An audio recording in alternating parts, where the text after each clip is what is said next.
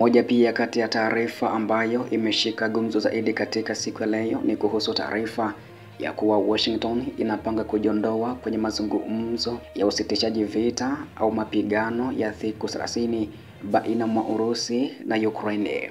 Nani amezungumza kauli hii kuhusu Marekani kujiondoa kwenye mazungumzo hayo? Basi utafahamu hapa.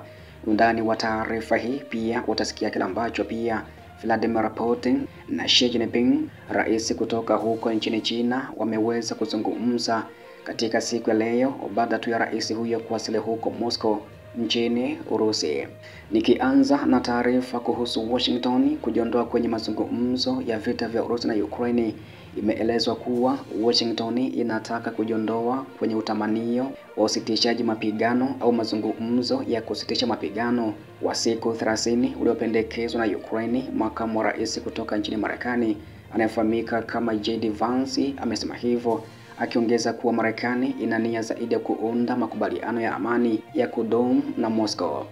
Alisema Ukraine ilikuwa imeelekeza usitishaji vita wa mwezi mmoja kama kupinga pendekezo la Urusi la saa 72 la kuadhimisha miaka 80 ya ushindi wa Sovieti dhidi ya Ujerumani ya Nazi, ambao unaanza rasmi katika siku ya leo, ambako pia nchi hiyo ya Urusi imetangaza kusitisha mapigano kuanzia majira ya saa 6 usiku katika siku ya leo Mei 8 mwaka huu.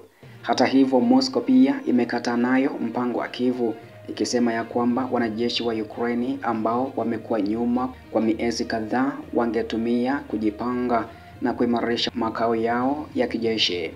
Vance amekazia kuwa Washington bado inavutiwa na suluhisho la muda mrefu na mgogoro huo badala ya utatuzi wa muda mfupi, na wanajaribu kuondokana na tamaa ya kusitisha mapigano kwa siku 30 na zaidi kuhusu jinsi suluhu ya muda mrefu itakavyokuwa, na bado wanajaribu kuendeleza mpira mara kwa mara.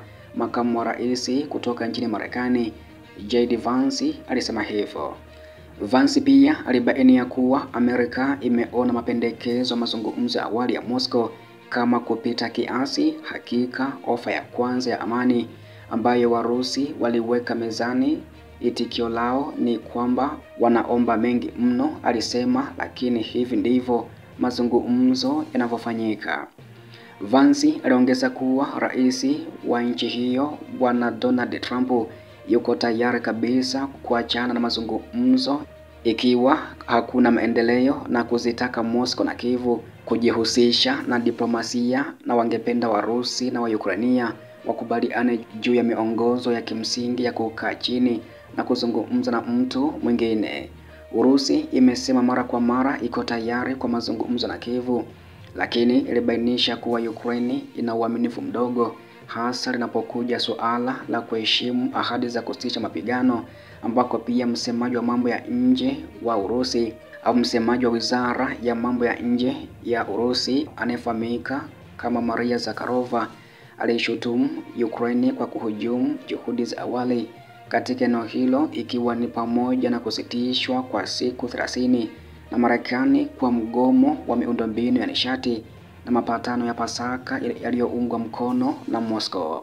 Licha pia ya taarifa hiyo ya JD Vance kuhusu kuwa ya kwamba Marekani inaweza kujiondoa katika mazungumzo baina mwa Urusi na Ukraine, pia taarifa nyingine ambayo na kudokeza muda huu ni kuhusu mazungumzo ambayo ameyafanya Putin na Xi Jinping, ambako wamesema ya kuwa Moscow na Beijing zinasalia kuwa watetezi wa ukweli wa kihistoria na kukumbuka watu wengi ambao nchi zao zilipoteza wakati wa vita vya dunia vya pili. Rais wa Urusi Vladimir Putin alisema hayo wakati wa mazungumzo na mwenzake wa China Bwana Xi Jinping. Xi Jinping pia ni miongoni mwa viongozi zaidi wa dazeni 2 wa dunia wanaotarajiwa kuhudhuria hafla za kumbukumbu ya miaka 80 ya ushindi wa Sovieti dhidi ya Ujerumani ya Nazi huko Moscow, ambako rais wa China pia yuko tayari kufanya mazungumzo na maafisa kutoka Moscow.